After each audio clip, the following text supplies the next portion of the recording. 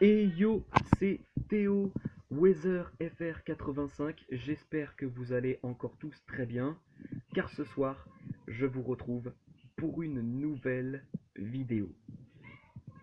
Pourquoi faut-il manger 5 fruits et légumes par jour? Eh bien, dans cette vidéo, je vais vous dévoiler la réponse à la question. Qu'on le voit sur une affiche en pleine rue ou à la télé, ce message ne peut pas nous échapper. Pour être en bonne santé, mangez au moins 5 fruits et légumes par jour. Mais pourquoi faut-il manger 5 fruits et légumes par jour? Eh bien, c'est parti. En France, le Programme national nutrition santé, le PNNS, recommande de manger au moins 5 portions de fruits et de légumes par jour. Cette recommandation correspond à la quantité nécessaire pour satisfaire les besoins de l'organisme en micronutriments. Ces derniers ne pouvant pas toujours être fabriqués par l'organisme. Ils sont indispensables à la bonne assimilation, à la bonne transformation et à la bonne utilisation des macronutriments, protéines, glucides et lipides.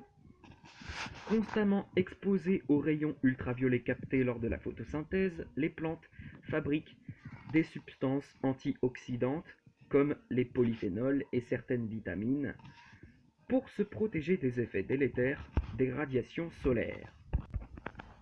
Ces substances, massivement présentes dans les fruits, permettraient de limiter l'oxydation des cellules chez l'homme et ainsi de lutter contre le vieillissement cellulaire provoqué par différents facteurs comme la pollution, le tabagisme, le stress ou encore les médicaments. Leur teneur en antioxydants varie selon plusieurs facteurs: la variété, les conditions de culture et la saison. On peut cependant se fier à la couleur, puisque les fruits et légumes les plus colorés en contiennent et en général une plus forte quantité. De plus, les fruits et légumes ont une faible densité calorique, c'est-à-dire que le nombre de calories rapportées par 1 gramme de fruits est peu élevé par rapport aux autres types d'aliments. Pour une même portion, ces aliments apportent donc moins de calories, mais l'estomac est rempli de la même façon et cesse d'envoyer des signaux de faim. Leur teneur élevée en eau et en fibres accentue cette sensation d'être rassasié. Les fruits et légumes constituent donc un atout de choix dans la prévention et le traitement de l'excès de poids. Une autre bonne raison de croire qu'il est bon de manger 5 fruits et légumes par jour serait que les fruits et légumes auraient la capacité de prévenir de nombreuses maladies. Ainsi, une consommation de 800 g de fruits et légumes par jour diminuerait d'environ 20% le risque d'être victime d'un infarctus du myocarde ou d'une angine de poitrine. Impossible toutefois d'isoler l'effet spécifique de chaque fruit et légume. Il faut donc varier le plus possible pour bénéficier de l'ensemble de leurs bienfaits. Les caroténoïdes, contenus notamment dans les carottes et le pamplemousse, seraient associés par exemple à une diminution de l'incidence du cancer de la bouche, du pharynx, du larynx et des poumons.